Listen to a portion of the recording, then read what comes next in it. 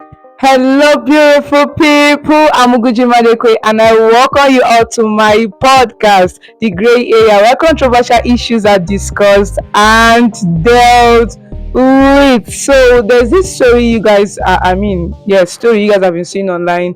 There's this picture. Look at the picture on the screen. I'm sure you guys are familiar with this picture, and it's a sad story. Yes, I agree. Really, really, really, really sad. In fact, it broke my heart when I came across this story, and it made me question started having some questions in my mind. But the questions I had in my mind was like, okay, why are people suddenly, or how did we get to this point where we become so cold emotionally? Like, our heart is so cold, there's no form of empathy anymore towards each other. If you see people that genuinely have empathy towards one another, they are very few.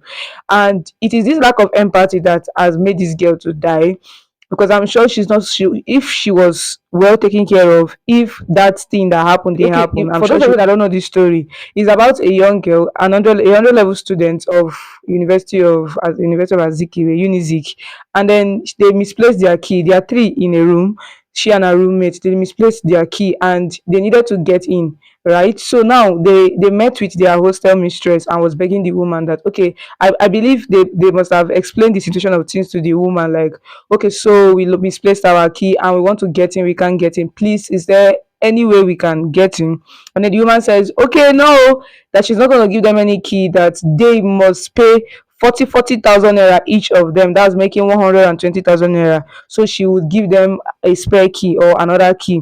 And then they kept begging, they kept pleading that, okay, they are not buoyant enough to be able to pay such amounts, and that, see, this their friend here, which is this Ajana Isabella, that, oh, she's a diabetic patient and she really needs to take her drug, and her drugs are inside and she can't access it without a key. And this woman said, "Lala, you say you people are not entering anywhere, that you people must pay the 120,000." And they pleaded and pleaded and pleaded. According to the story that got to me, I discovered that even when she started reacting, that's the because I'm pretty sure it was past the time she was supposed to take that particular dose of her medicines, and since she couldn't access it, so her body began to react and everything. That even when she was laying on the floor reacting, that woman was still so adamant on them paying the 120,000 naira first before they gain access to their room. And they had to take her to the hospital because it became so critical, and the doctors were like, "Omo, this case has gotten out of her, like, it is so critical at this point." And then a few days later she passed on. And this leads me to asking, because this is a woman, for crying out loud. If it was a man, we would have said, okay, maybe the man did not understand, but which person should not even understand that this person has a diabetic issue? Because except if it is maybe she was on a menstrual whatever, that was okay. Men may not really understand the impact or how the gravity of the kind of pain, but, like, excuse me, because diabetes is not a gender based kind of sickness. So who in his or her right senses, I'm sorry to say, that you will hear, okay, this thing is this critical and she will really take a drug, and you are all bent on they must pay you 120,000 naira before they gain access to the room.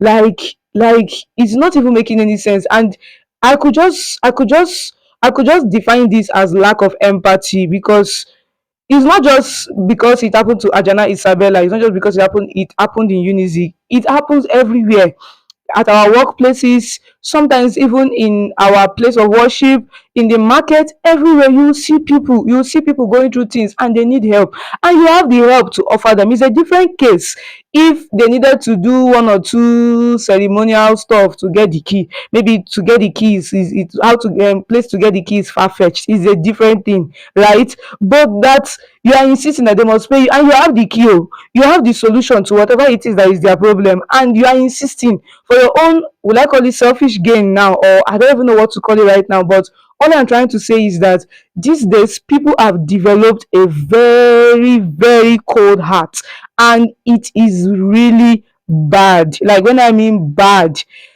this that happened to Ajana, it may happen to someone else if we do not change, if we do not start becoming cautious of the people around us, if we do not start becoming more intentional about being kind towards one another, about being caring, and like having empathy towards one another, because trust me, people go through things. It might not be like the case of Isabella, that her case was a case of, okay, diabetes and maybe a sickness, like a health issue.